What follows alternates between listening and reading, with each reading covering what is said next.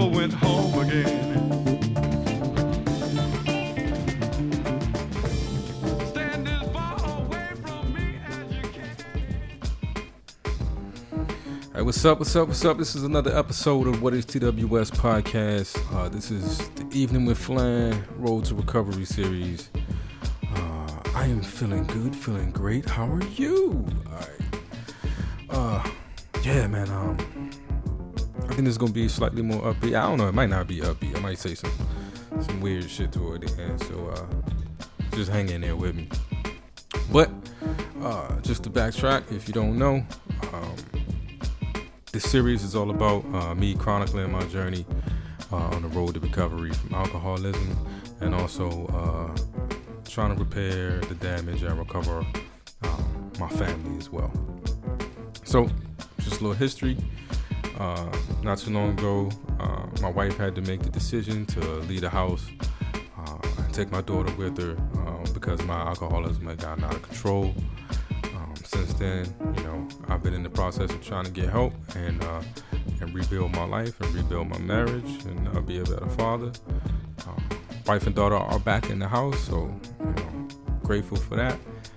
But I just thought I would continue to record these episodes, and it's therapy for me, and maybe it'll help somebody else out there out as well. So I thank y'all for listening and walking with me on this, and let's get into it. All right, so again, I'm in a pretty good mood. I'm in a very good mood.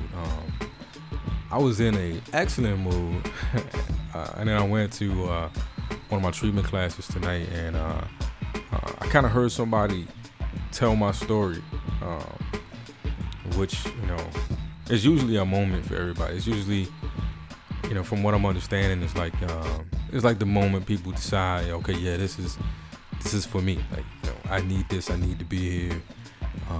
Because they go and they hear somebody tell their story, and it may be someone who's already on the other side of recovery telling their stories. Now they get some hope for that. For me tonight, I'm not on the other side of recovery. I'm only by the time this goes up, I'll be like maybe a day away from 2 months. So looking forward to going and picking up that chip. But so that's where I am. And the person that I heard tell my story today, I think is sort of just starting their journey. So I'm like, a couple of inches off the starting line, and he may be right there. And it was good for me to hear, one, because I think I had started to get I might have started to get a little cocky in this whole recovery thing. So I may have started to feel like, I got this, I'm into a groove, I'm feeling good, I'm happy about where things are, but I might have been a little high on my progress. I might have, been a little high on my own supply. I needed something to remind me of what's at stake and why it is that I'm doing all this, and what it is that I want out of life and I want out of recovery. That was a dope experience. And as much as at the moment it took me back to the feelings, that were my rock bottom, that were my bottom, that, got me moving in this direction. Just the fact that something like that can happen, and that, I have the mindset now, to pull the positive out of it and see, like, man, I needed that. I needed to be refocused. I needed something to knock me down a peg. I needed something to remind me of what the prize was, what I'm working so hard for, and that I have a long way to go, and it's going to require a lot of work and dedication, and I need to remember, why I'm going to put in that hard work, what's at stake if I ever start to ease up on that effort. So while it, while it was like a little yin and yang, like while it took me to a place for a minute, it was a good place in the end. Starting to realize, these things happen for a reason, and you can always find, something to be grateful for. So feeling dope about that. Also, I started to realize that, like, man, addicts and alcoholics in general are amazing people. Like some of your really, some of your favorite people have probably been has some substance that may have had control over them from time to time. And all of the people that I'm meeting are extremely talented and intelligent and just amazing people. And it seems to be like a common thread, like, these people have these kind of issues. I think it might just be a common thread amongst all people, and then, just some people are talented. But when I go and I'm around my constituents, or when I'm around, my people now, I'm realizing that everybody around me are just these awesome people with a lot of talent and a lot of, and like we're building these communities, all in the goal of recovering together, and it might turn in, and it's going to turn into something awesome, because now we all have a common goal, a common purpose, and you got all of these crazy, talented, super dope people. So, like I said, I don't know. I'm trying not to turn into one of those like sappy, everything's fucking beautiful, I love life, I love the world kind of people. Like, I still want to maintain some of my snarkiness and sarcasm, and I think I was once described as delightfully cynical, and I take pride in that. So I want to hold on to some of that, because I think that's who I am, but I'm also like turning this leaf into something really positive. I do want to say that one thing that is bothering me right now is that I have a history of, these highs come with crazy lows. So it's like in the back of my mind, there's this nagging thought that at some point I'm gonna crash, and I'm gonna crash hard, and it might just be like a self-fulfilling prophecy. Like, when you're expecting something bad to happen, something bad is gonna happen. You look for the bad thing. Like, bad things are always happening. There's probably bad things happening right now, but I'm in such a positive vibe that all I see is the good, and everything looks good. Even when I see something bad, I find something good in it. And but if I start to look for the negative, I'm gonna see the negative. And so I guess I gotta talk myself out of that. But we got a lot of good things going on right now. I mean, like, I'm so proud of the podcast and the website and the Facebook page and everything that we got going, building communities there. If you haven't checked it out, we got a group now. In addition to the Facebook page, we started a Facebook group, and it's a very dope place for open and honest conversation. I'm trying to create a safe space for everybody. Come express your feelings on certain topics, exchange ideas. It's not about bashing or wrong or right. It's about I know how I feel about certain stuff, and I don't feel confident about how I feel about it until I try to understand how other people feel about it, or how to try to understand why you feel differently. And if I can hear why you feel differently and still feel the way I feel, then I'm good. If I hear why you feel differently and it sways me, then maybe I needed to be swayed. I needed to not live in my bubble and think how I thought just because I didn't know any better. So as I'm trying to create this space where that can happen, where you can be you, I can be me. We might learn from each other. We might meet in the middle. We might decide, agree to disagree. But it's all love, and we can disagree without disrespect. That's the goal of the Facebook group. So yeah, if you can find us, just check out the page. What is TWS? The White Pants Society podcast page, and there's the White Pants Society Facebook group. Come join us. It's open to the public. I think right now I still have to approve new members, but I ain't turning people down unless this is blatant that you don't belong there. I don't know who doesn't belong there. So come check it out. But I'm extremely excited about that.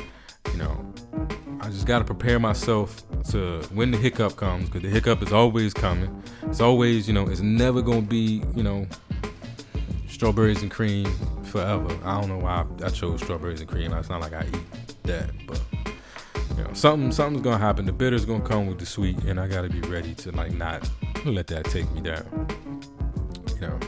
And that brings me to the next thing I wanted to talk about. As I think about how to approach life these days, and and figuring out my triggers and things like that. And I said this on the last episode, like the dopest thing about this whole recovery process, and I was explaining this to my wife the other day, is that it is not about, it's not a drug problem or alcohol problem. It's a human problem. And when you get into the recovery, like the recovery is not about, we don't go into any depth about like alcohol. Like my day does not revolve around me not trying to drink. My day revolves around me finding ways to be happy and to live a life that doesn't require me to drink. So I'm not sitting, with this thought of don't drink. That's not what's going on. I'm thinking of other things, and I'm finding ways to not ever get to the point where I gotta tell myself not to drink. I'm trying, I have a lot of days where alcohol don't cross my mind, and that's a beautiful thing. And one of the strategies that I found, because I used to try meditation and I kind of fell out of practice. I tell you, funny story why I fell out of practice. I was meditating, I was doing good, and then my brothers, but my wife's brothers, my brother-in-laws, I call them the Darknesses. They came down, and they both young. One was playing football at the time. I don't know if he's still playing football. The other is like fucking Chuck Norris or some shit.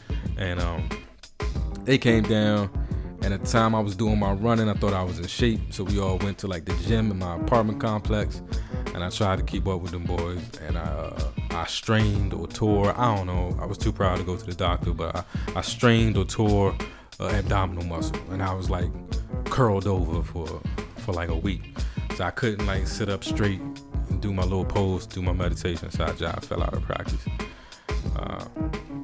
and I was just in pain constantly because my wife was like, "Well, you can lay down and be silent and still for 20 minutes." Like, nah, I can't be still for 20 minutes, right? Like I'm riding in pain, fucking around with the darknesses. Anyways, so meditation was a thing for me, and when you start meditating, or when I started meditating, I used to focus on a mantra.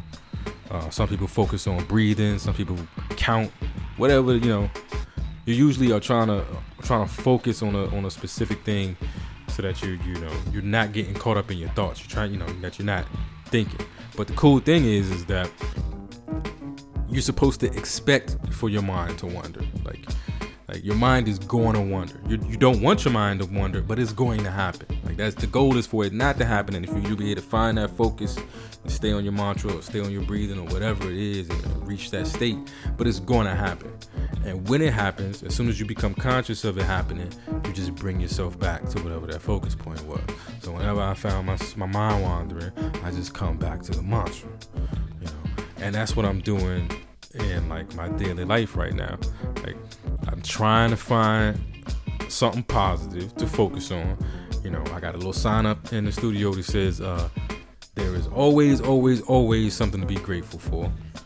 And I'm trying to find in whatever moment, something to be grateful for. If it's not apparent, I got to look for it. I'm looking for it, but I'm going to find something in the moment to be grateful for, something positive to hold on to. And I'm going to expect that, my mind and the depression that I deal with and just life in general, I'm gonna slip off into negativity from time to time, and I don't have to beat myself up like, damn, I'm being negative again. No, I just, as soon as I realize I'm being negative, I go search for some shit to be positive about, and it'd be like dumb stuff. It'd be dumb shit. It'd be like,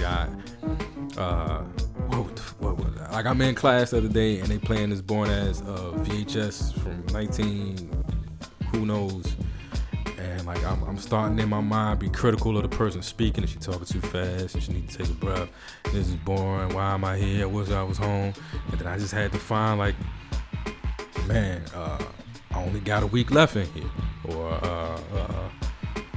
I got some new shoes at the house. When I get home, I get to open the package. I just had to find something dumb to be happy about. It take me out of that negative space before I start to go down. So yeah, that's my little strategy right now. Like I live life like I meditate. I expect myself to wander off into the negativity every once in a while, but as soon as I become conscious of it, I just pull myself back to something good, And I'm trying to hold on to the thought that there's always, always, always something to be grateful for. So that's my little tip for the day. You know, if you, there's always something to be grateful for. And if you find yourself in a negative space, just pick something. You know, like my lunch was good. I don't know. Just find something to grab onto and try to put yourself to a positive space. Flans says, all right. What else we got? Oh, yeah. What else going on in my life? I got a sponsor, y'all. That I was having a hard time with that. It's like a requirement of the treatment that I'm in right now that I have a sponsor. And you know, I'm a loner. Like I'm me. I want to be, you know, by myself. I can do it. I don't need help. You know, I gotta build a relationship with a stranger, like somebody I don't really know. I mean, not that I was trying to, you know, have some relationship with a woman, but it's gotta be a dude. Now, you know, I got all these dudes' numbers in my phone because every time I was going to these, you know, different classes and sessions and stuff, you taking numbers and, you know, text people are texting you texting back, you know, people checking on you, making sure you maintaining your sobriety. So I got like way more dudes' numbers in my phone that I'm comfortable with. But it's like, I mean, I don't even know no other way to tell it, but I met a guy and he was really cool. I really liked him. And I thought to myself, I want him to be my sponsor. And I met an old dude at one of the meetings that I go to, and he was like, you know, it's not that big of a deal, man. It's not like asking a girl to the prom or something. But nah, that's exactly the fuck how it felt. Like, it felt like, you know, I gotta become vulnerable for a second. I gotta walk up to this dude. It reminded me of, like, you know, when I was in the 7th grade, you used to have to, you know, ask a girl, can I have a chance? Like, that was the way of saying, you know, will you be my girlfriend? And what did that mean, by the way, anyway? Can I have a chance? A chance to what? But any fuck it. I digress. So, you know, I met the guy. I thought he was cool. And then he, like, didn't show up to me. I think he went out of town for, like, the holidays. He wasn't, like, at meetings for a minute. And I, like, would go to the meetings, like, this is gonna be the night. This is gonna be the night. And then he wouldn't be there. And I'd be a little disappointed in my feelings, you know, that my guy wasn't there. And but now, this week, you know, last week, finally caught him at a meeting. And just waited till the meeting was over, and he was talking with some other people, and I saw my opportunity, and I just jumped in there, and I was like, hey man, I was just wondering if you sponsor. And dude was mad excited. Like, you know, I think I might be his first sponsoree, so I didn't get rejected, which is a beautiful thing because I don't handle rejection well.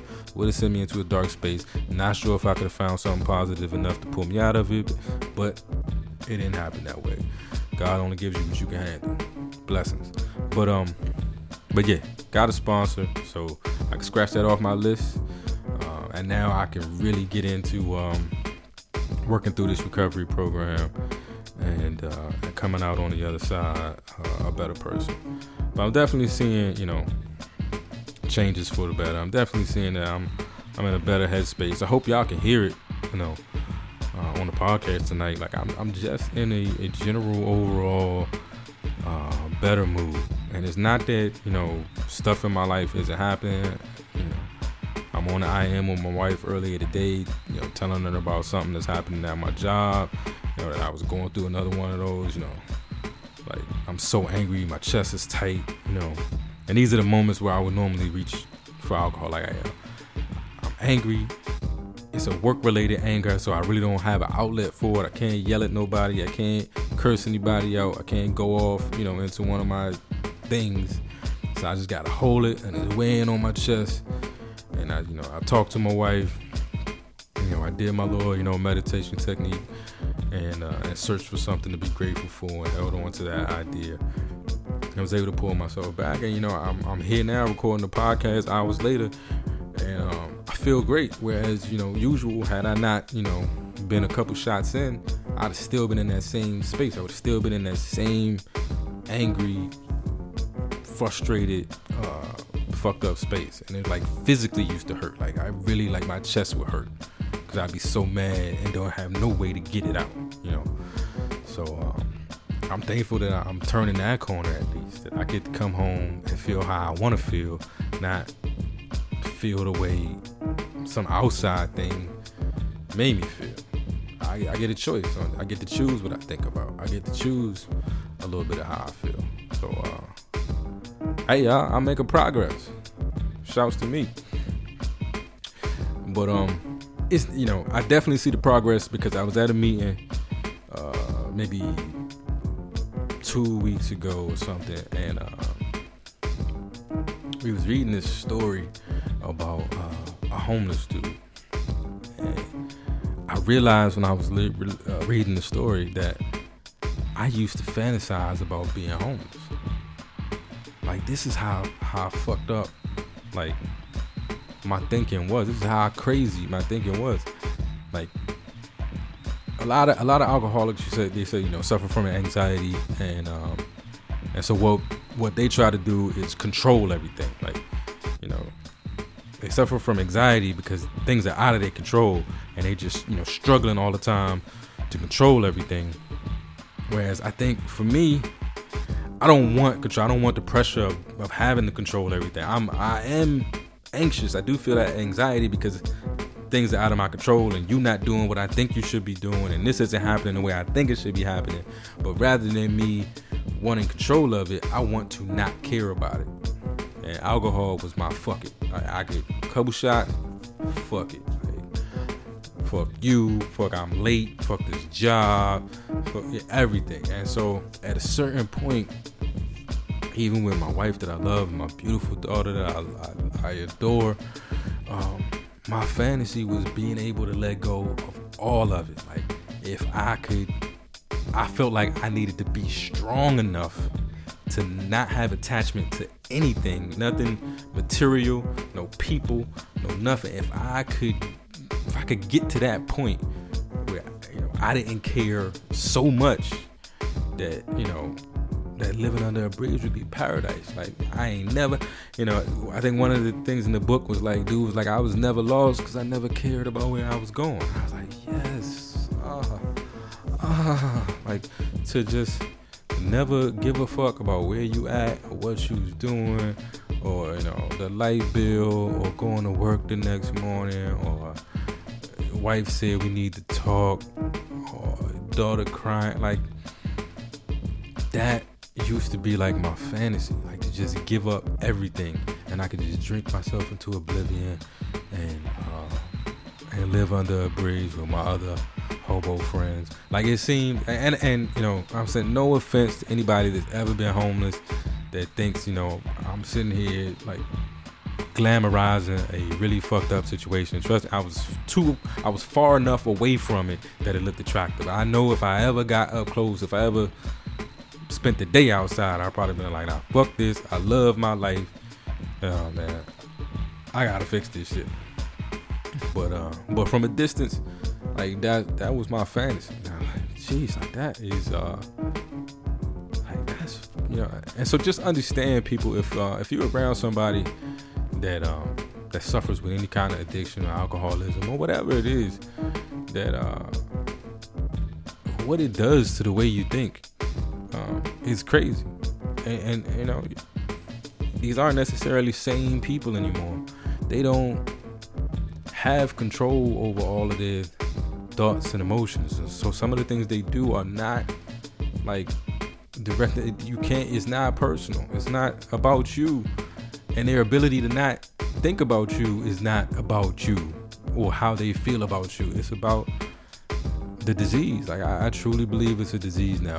I think I talked about that in the beginning, about whether or not it was a disease, and you know, just people saying you just make bad decisions, you just fucked up, you need to be stronger or whatever. And I really think it's a disease, and it affects you in ways you don't think about until you start climbing out of it. So you know, as always, I encourage anybody that even thinks that they have a problem, you know, go somewhere and just reach out. Because what'll probably happen is you'll hear your story, and sometimes hearing somebody else say it, you realize how fucked up it is. You realize how bad it's got. Like when you in it, you rationalize it. You figure out, nah, it ain't that bad. Oh, I only do this, and I don't do this. You start comparing yourself to, I'm not a bum. I got a job. I go to work every day. I got a wife. You start saying shit like that, and sometimes you gotta hear somebody else say it. And you be like, oh, that shit sounds fucked up. I think I had to read that story to be like, this whole hobo fantasy I have is pretty fucked. Like I need help. I'm a strange individual. I'm a sick person. I'm a sick-minded person. I had elementary school principal that used to scare us at lunchtime about like leaving the playground and going off in the woods, because it was sick-minded people in the woods that would like rape you and cut you in pieces and stuff like that. And mind you, I went to school in DC, so it was like the middle of a city. So these woods were not but so thick. But I just believe like miles into these trees, there would be like a log cabin somewhere with like the hills have eyes type people raping and cutting people up, and it was just called the sick-minded people. Sorry, stories just kind of mine. But yeah, other than that, I guess that's where I am in my recovery. Those are the epiphanies and things that I've had this week that I wanted to share with you guys. But yeah, I'm loving life, and I'm appreciating all the support. Oh yeah, I was right now the Man podcast. I think it's You Are Not or You Ain't a Man or something like that. You Ain't a Man on Twitter. But the Man M.A.N podcast. I did a guest episode with them. And so it's all over my Twitter. It's all over our SoundCloud. They allowed me to come on there, and tell my story about addiction and alcoholism. And I thank those two brothers, Jay and Baby Huey, for letting me come on the show and tell my story. They were really engaging. They seemed really interested. Had dope questions that made me think about certain things that I was going through or have gone through. I try to be as transparent as possible, so whatever I haven't said on here, I probably said on there. Check it out, but check out their podcast in general, because it's real dope. Yeah, I mean, things are turning a corner for me. I'm getting more opportunities to do things. I'm clear-headed, so I'm flooded with ideas for TWS, the podcast, and our future. And it's a brand new day, people. It's a brand new day. I'm about to be the light for real. For real. I've been talking about it for a minute, but I'm feeling real light right now. Is that a term? Am I light? Can I be light? Light, not like or whatever you think I'm saying. I'm feeling real light. But yeah, as always, I know I've been everywhere. I appreciate y'all listening. This is a DJ Premier beat, by the way. That was Gil Scott Heron, one of my favorite joints. The song that lets me know my wife is a psychopath because she laughs at it.